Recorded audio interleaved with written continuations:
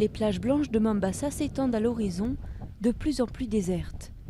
Les Kenyans viennent toujours ici pour nager et se détendre, mais les touristes étrangers se font rares. Alors que le Kenya a longtemps été l'une des destinations les plus populaires en Afrique, l'image du pays s'est détériorée ces dernières années. Il y a 2 touristes qui étaient à Lamu et ont été emmenés de force en Somalie. Du coup, les gens se sont dit que c'était dangereux d'aller au Kenya et que vous pouviez être l'une des victimes. Tsuma a perdu beaucoup de clients.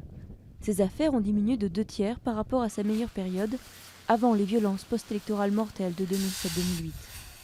Entre les kidnappings à l'île de Lamu en 2011, l'attaque du centre commercial à Nairobi, qui a fait au moins 67 morts l'année dernière, et des vagues de violences religieuses à Mombasa, la réputation du Kenya a basculé. Or, le tourisme est l'une des plus grosses sources de revenus du pays, juste après l'agriculture. Le secteur a généré 3,5 milliards d'euros en 2011 et emploie 12% de la population active.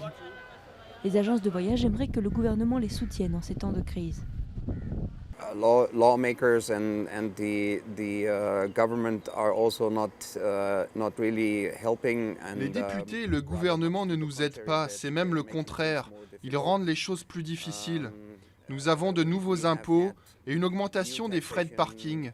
Tout ça dans un contexte économique mondial très instable.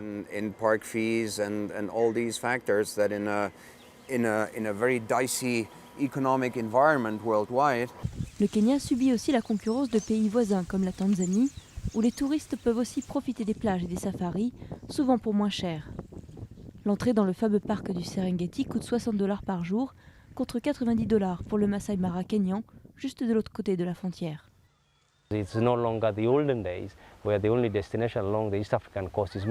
Ce n'est plus l'époque glorieuse où la seule destination sur toute la côte est africaine c'était Mombasa. Maintenant vous avez Zanzibar, ils sont en train d'ouvrir Pemba et beaucoup d'endroits y compris au Mozambique plus au sud. Donc c'est autant de compétition que nous n'avions pas avant.